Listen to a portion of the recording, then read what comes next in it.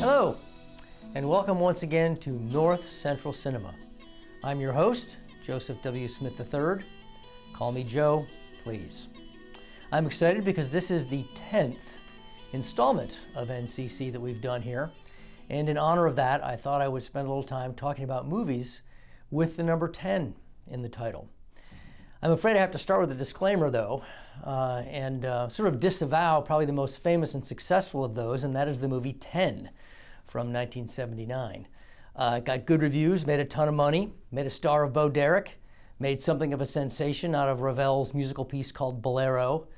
And it's a pretty funny film, but I find it, well, frankly, morally bankrupt, even if the Dudley Moore is in it, and even if the woman that he went back to at the end maybe was his wife instead of just his girlfriend, I might be able to stomach it. But it glorifies infidelity and free love and voyeurism and a few other things.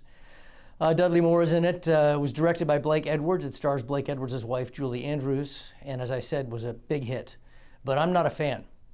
So let's look at a couple of other films, shall we? The first one I would like to recommend is from 1999. It's called 10 Things I Hate About You. It is a high school version of William Shakespeare's play, Taming of the Shrew.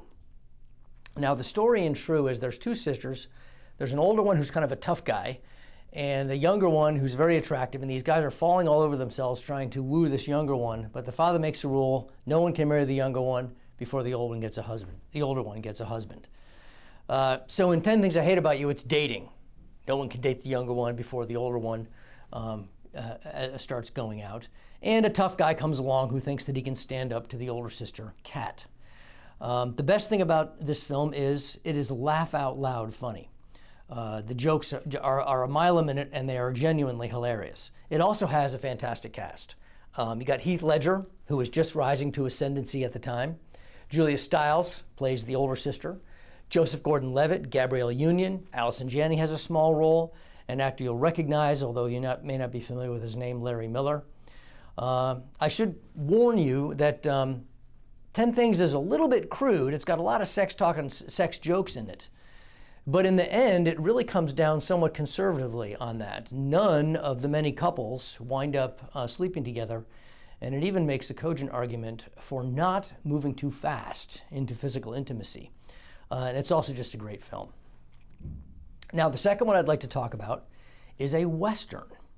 It is called 3:10 to Yuma. If you are a film fan, when I said that, you probably thought of the 2007 movie with Christian Bale and Russell Crowe. But I kind of prefer the earlier version. There's one from 1957 with Glenn Ford and a once pretty well-known actor named Van Heflin. I just like that film a little bit better. The storyline, by the way, is the same in both. It's about a down-on-his-luck rancher, and he really needs the money, so he volunteers to escort to trial an extremely dangerous outlaw. The problem is the outlaw has a lot of friends and fellow criminals who would like to prevent him from getting to that trial, and one by one, the rancher's helpers all bail out on him, kind of like High Noon. The older film is kind of a slow burn. It's very much of a character study. It's about 30 minutes shorter than the more recent one. And it looks great. It's black and white. I love these old black and white Westerns. I guess it's just a nostalgia thing for me. Trivia-wise, both films are based on a short story by Elmore Leonard, who is best known for his very slick and contemporary crime thrillers. The older film was directed by Golden Age stalwart Delmer Daves, who wrote or directed about 3 or 4 dozen movies, including The Petrified Forest, The Hanging Tree, Destination Tokyo. And then one other little trivia nugget. The more recent film from '07 was directed by James Mangold. And in the interim, Mangold has arrived. He did Ford versus Ferrari, which was a huge hit. And he is now finishing up the 5th Indiana Jones film, the first one not to be directed by Spielberg. And yes, Harrison Ford is in it. He's almost 80. That is supposed to be out next summer. However, I saved the very best of these 10 movies for last, a truly under-the-radar movie and a truly great film. It is called The 10th Man. It was made in 1988. It was made, ironically, for the TV venue Hallmark Hall of Fame, which doesn't have a great reputation. It's an Anthony Hopkins film, And this is a Hopkins film that was made before he catapulted to international fame. I had seen Hopkins in a movie called Magic, which is in my Under the Radar movie book, a sort of low-key thriller. And I thought it was very good. And then he made a movie called The Bounty with Mel Gibson. It's a Mutiny on the Bounty story. And I thought, I'm keeping an eye on that guy because he's really good. And so when I saw that he was going to be in this, I got excited.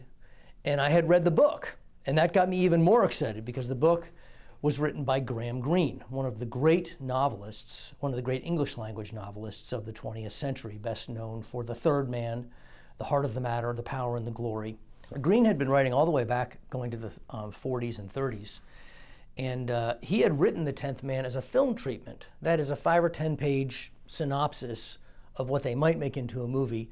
And no one ever picked it up, and he threw it in a drawer. And in the early 80s, he found it and thought, you know, this is a pretty good story.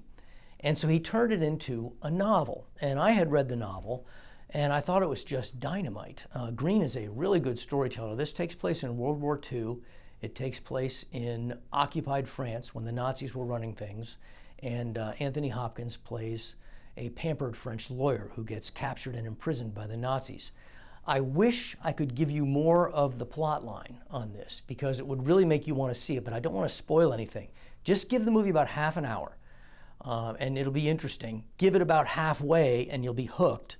And then about half an hour before the end, there's a twist that really turns things upside down when the character played by Derek Jacobi comes on. And I had never seen Jacobi in a film, and he knocked me out in this one. It also stars Kristen Scott Thomas in an early role. But Hopkins, think about this man. He's one of the few who has won 2 Best Actor Oscars. He's probably made 70 or 80 films, more than we could name in this venue right now. And I've been a fan of his for 35 years and more. But I will say I still think this is his best film. I think The 10th Man is his best performance. Not his best film, his best performance. And the exciting thing about it is, it was really, really hard to find literally for decades because it was made for TV. They did put it out on VHS. See this beat up old VHS that I got when West Coast Video went out of business. Remember West Coast Video over on River Avenue? And I cherished this for a long time because it was my only copy of it. But it is available now. They have put the whole thing up on YouTube, and it's free, and it's a nice copy. It looks nice. So if you're a Greene fan, or a Hopkins fan, or a World War II fan, or you just like Under the Radar movies, keep an eye out for The 10th Man. That is a good film. So thank you for joining us on this 10th installment. Feel free to write to me if you want to talk about movies at robwhitefan@gmail.com. Feel free to join us again for the 11th installment in a week or two. Thanks for being here. I'll see you again then. Goodbye.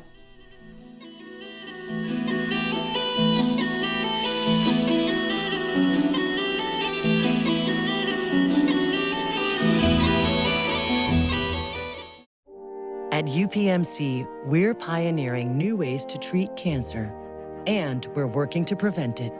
We're advancing new technology to look more closely at disease and helping you breathe easier.